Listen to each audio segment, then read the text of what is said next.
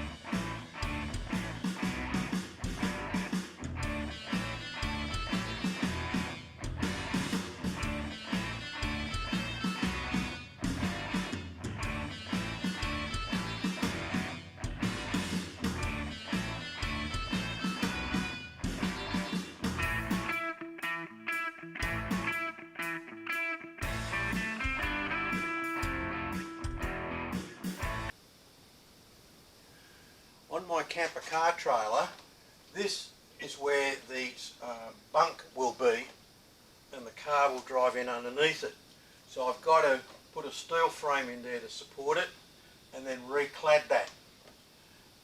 And rather than just have this little bit of metal in between here and the window, I'm going to put fresh metal from there, well not fresh metal, recycled metal, from the window right the way through, because I've got plenty of spares of what I've taken off carefully.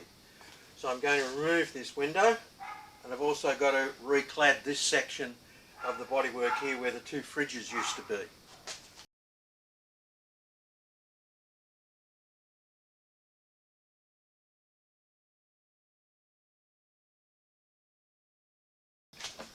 This sheet metal has to go because the sleepover ends here, and I've got to put a steel frame in there and reclad this differently. I've also, on the sleepover, got a clad across the top where the bunk will be. And I've measured it, and this window opening and the width that I've got here is enough to go across the Caravan. So if I can take this whole piece out, sheet metal and framing in one go, then I can use that as the wall across the top where the bunk's going to go. So that's what I'm going to try and do, because these window openings are quite exact. If I can get this out in one piece, I can just put it around the side, pop the window in, job done, simple.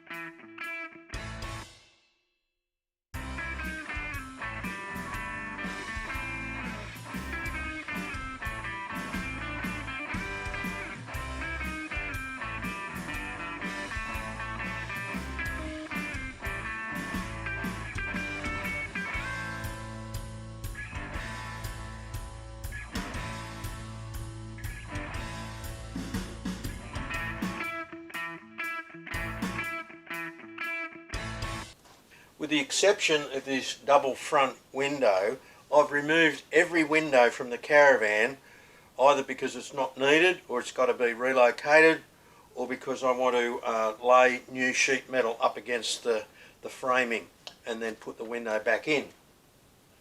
But then I remembered that I've got a problem with this window, and it's going to have to come out and then go back in again. The problem is revealed by this water damage below the corners of the window. Both corners have this sort of damage to them. And what's happened is the water's come inside. It can't damage the outside because that's metal. And it's come in here and it's damaged that plywood and delaminated it. And that tells me there's a water leak there. I know exactly what's caused this water leakage before I pull that window out. I didn't know when we were living in the van, but I know now, because every window that I've taken out of this van, someone who's owned it, some Joe Hick handyman, has had water leaks, taken the windows out, put window putty around the outside and put the windows back in. Now, of course, that's the totally wrong material to use for that job. The reason window putty won't work on sealing a window into a Caravan is you've got a very large area when you add up the total perimeter of that window, and the only thing you've got to compress the putty is the screws that hold the window in. And if you've put the putty on the slightest little bit unevenly, when you screw the window in, it won't fully compress the putty in one spot, and that's where it will leak. So he hasn't fixed the water leaks. In fact, what he's done is funnel the water to the corners where his workmanship was poor. And so I'll take this window out, I'll repair the damage to the timber, and then I'll show you the correct way of sealing a window into a Caravan. Not with window putty. The sheet metal that forms the roof of this Caravan is not actually fastened to the timber framing, the main ribs going across. It's just sitting on it. And the way they've strengthened it is to slide bits of plywood underneath. So I've got to replace the plywood where I've taken it out to do the work, like putting in this steel frame. And what I'm actually going to do is I'm going to double up the plywood. I'm going to put 2 layers in, and that'll push that iron up where it's been dipping, where I've walked on it and so forth, and wear and tear over the years, and that'll stop the roof holding water. So I'm going to put 2 layers of plywood in and push that roof up.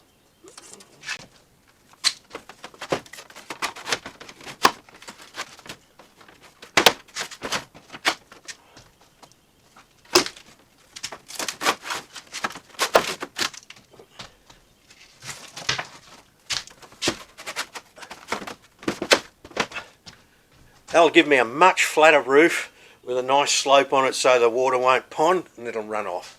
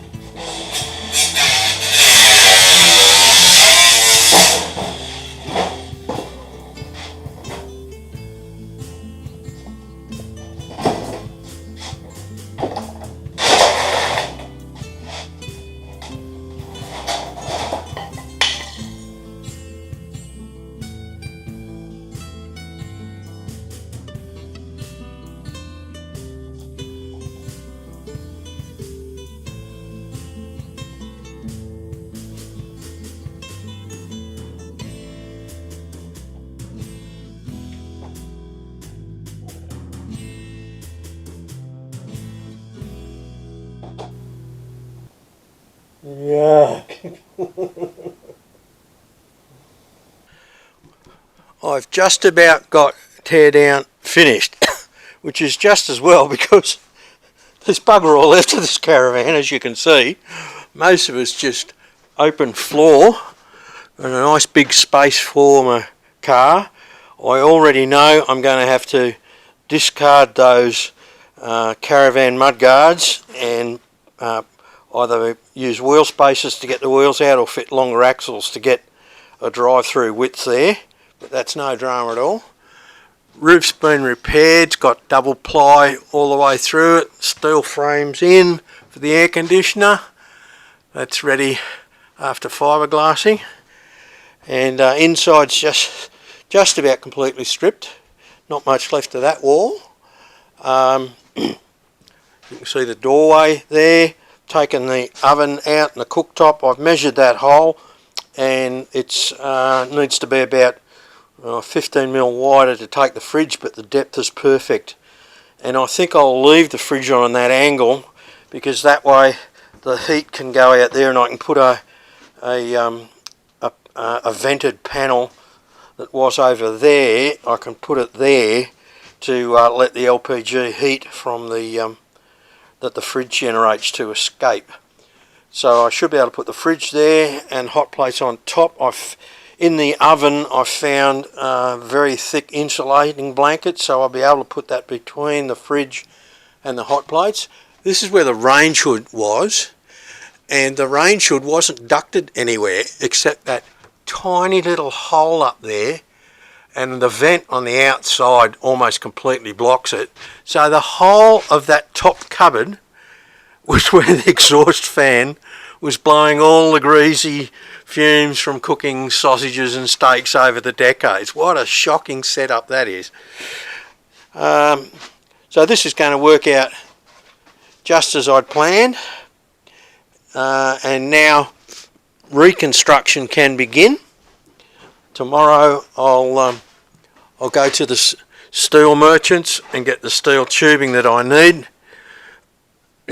to start making the two steel frames that I want to put in there to support the sleepover.